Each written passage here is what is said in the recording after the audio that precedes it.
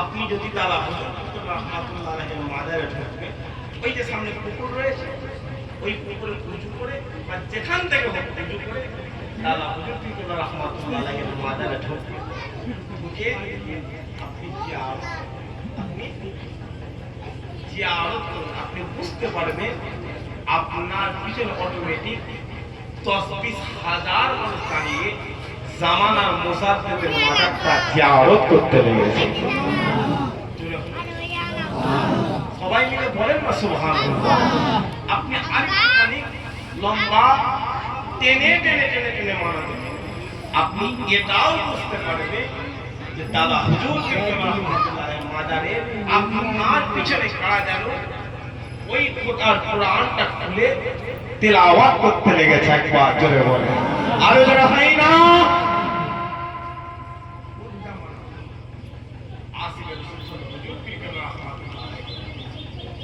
যেদিন আমার আব্বা ইন্তেকাল হয়ে গেছে, আমি জুলফিকার রাতের অন্ধকারে আব্বা মাজারে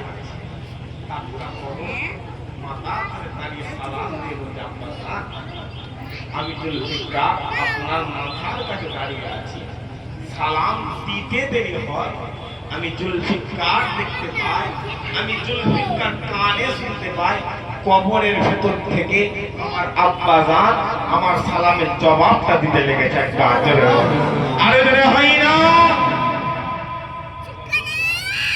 যাও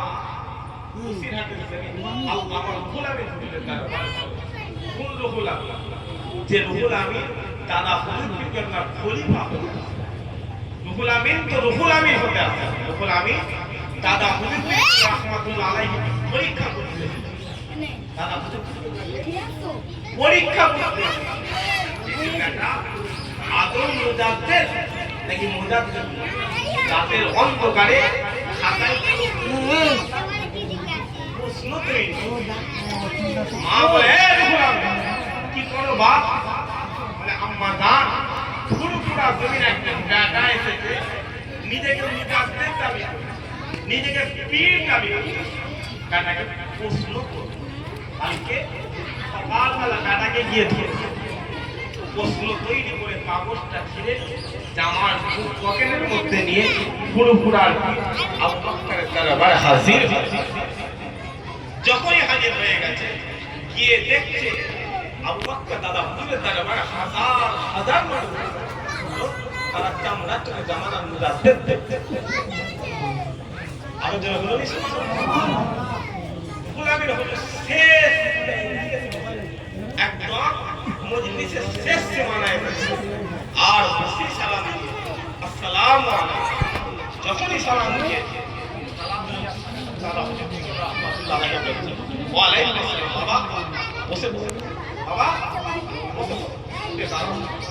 এক ঘন্টা যায়, 2 ঘন্টা যায়, 3 ঘন্টা যায়, রুহুল আমিন দাদা হুজুর কথা বলার মতো চান্স পাচ্ছে না, কোনো জায়গায় পাইছে। যখন আসান হয়ে রুহুল আমিন ওই জায়গা থেকে উঠে এসে এই রকম জায়গায় দাদা হুজুর বিকেলটা কাছাকাছি তার কোনো চান্স পাচ্ছে। 1 ঘন্টা যায়, 2 ঘন্টা যায়, আসরের ওয়াক্ত হয়ে গেল। রুহুল আমিন রেগে যাচ্ছে, কারণ বাড়িতে মা একা একা রয়েছে। তখনকার দিনে মোবাইল ওই পুরোপুরা জমির থেকে বসিরাটের জমি হেঁটে হেঁটে হেঁটে হেঁটে যাবে। আসলে হয়ে গেল। রুহুল আমিন ওই জায়গাতে এসে একদম এই জায়গাটা এসে দাদা বাম দিকে জোরে সালাম দেন, আসসালাম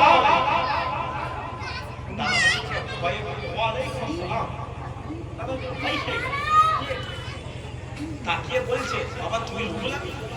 তোরা হবে না সুবহানাল্লাহ।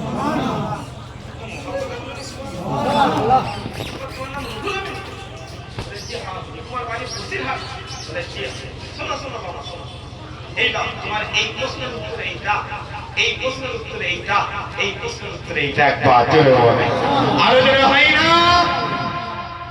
যখনই বলে যে রুহুল আমিন কেমন হয়ে গেছে, রুহুল আমিন কেমন হয়ে গেছে, এখন বলে রুহুল আমিনকে দাদা হুজুর প্রশ্ন করেছে। কি কথা বলে প্রশ্ন? রুহুল আমিনের প্রশ্ন, রুহুল আমিনের জামার পকেট গোলামের হুজুর দাদা হুজুর কি বলছে হুজুর আপনি জানলেন কি করে? ওই সময় দাদা হুজুর কি বলল গোলামের বলছে শোনো, তুমি যখন রাতের অন্ধকারে প্রশ্ন তৈরি করে আমি আবু বকর আমার দরবারের উদ্দেশ্যে রওনা হয়েছে, মদিনাওয়ালা উত্তর নিয়ে আমি আবু বকর আমার দরবারে হাজির হয়ে গেছি। আর জোরে বলুন সুবহানাল্লাহ। ওই রকম আমি দাদা হুজুরকে বলেছিল হুজুর আমি একটু রাসূলুল্লাহ, আমি একটু হাবিবুল্লাহ বলেন বলেন তকবীর দেন দেখি, নারে তাকবীর, ছেড়ে ছেড়ে দেন নারে তাকবীর, উচ্চ আওয়াজ মুহাব্বতে দেন নারে তাকবীর, নারে তাকবীর। রুহুল আমিন হুজুর দাদা হুজুরকে বলছে হুজুর আমি একটু রাসূলুল্লাহ। যখনই বলেছে আর সব খলিফারা আছে না, সবাই বলছে একটা মনে মনে হিংসা হবে না, হবে না বুঝলো? পরীক্ষা করতে এসে বলে নাকি নবী দেখি নাকি রাসূলুল্লাহ।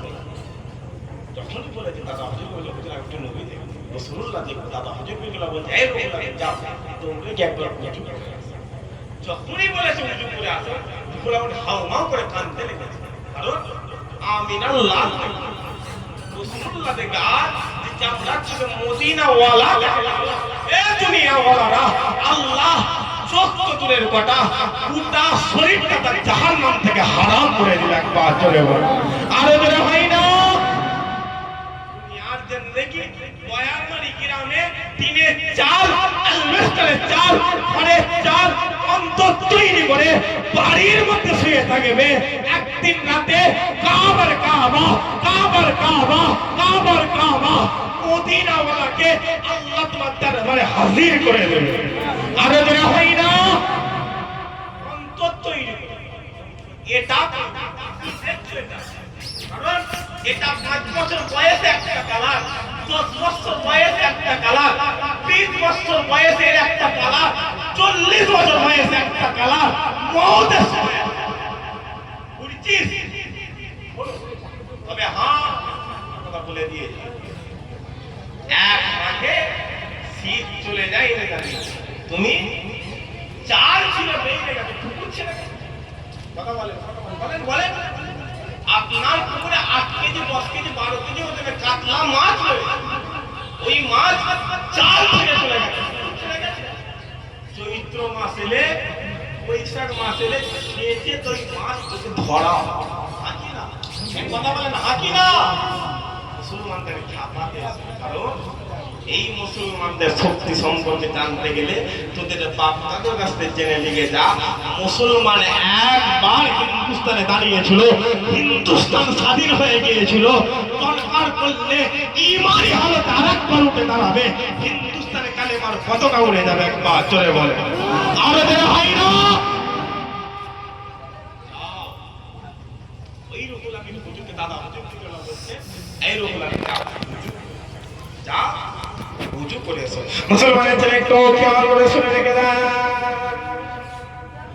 এই মদিনা লম্বা চওড়া আলোচনা নয়, আমি আপনাদেরকে সংক্ষেপের করে সংক্ষেপ করে পুরোপুরার পীর জামানার মুজাদ্দিদের কথা বলে দিয়ে যায়, পুরোপুরার পীর জামানার মুজাদ্দিদের কথা বলে দিয়ে যায়।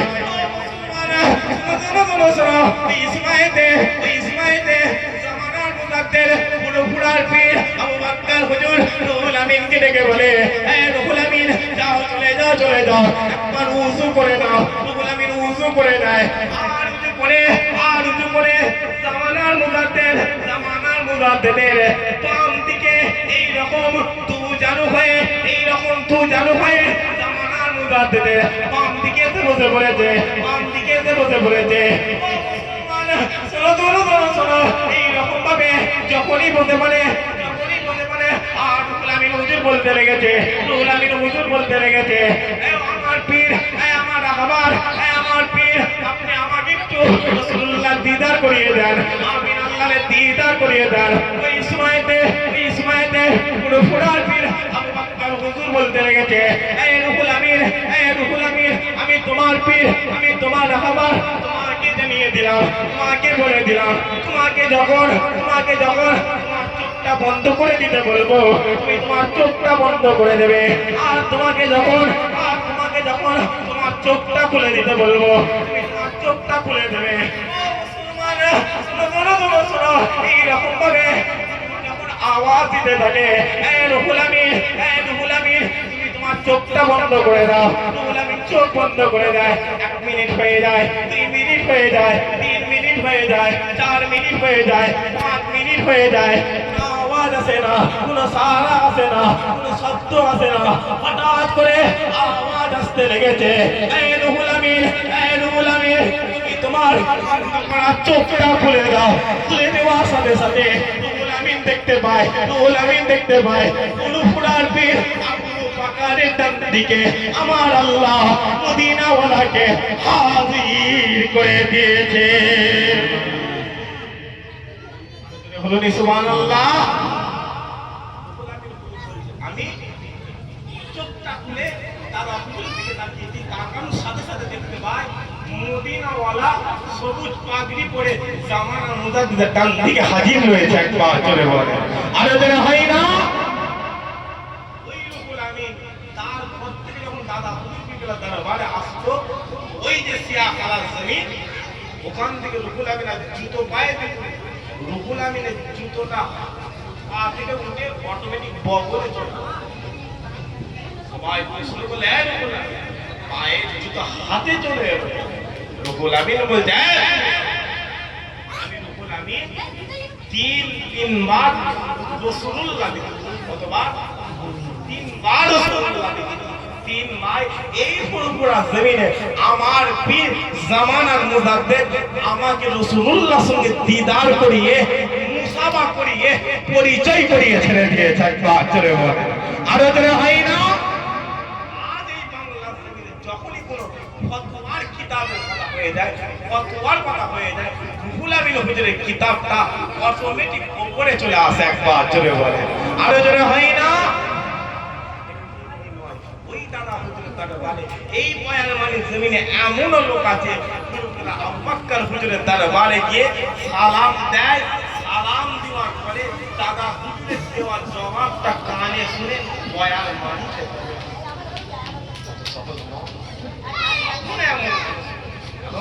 এই মানুষ না থাকলে আল্লাহ দুনিয়ার ধ্বংস। এই কথা বুঝে আসছে?